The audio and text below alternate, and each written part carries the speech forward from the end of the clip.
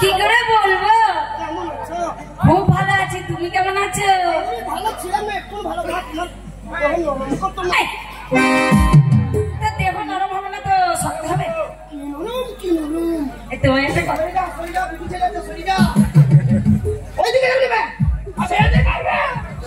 ইমান নাই বে, ইমান নাই, ইমান নাই, ইমান ইমান সালা মসজিদে যাই না জি।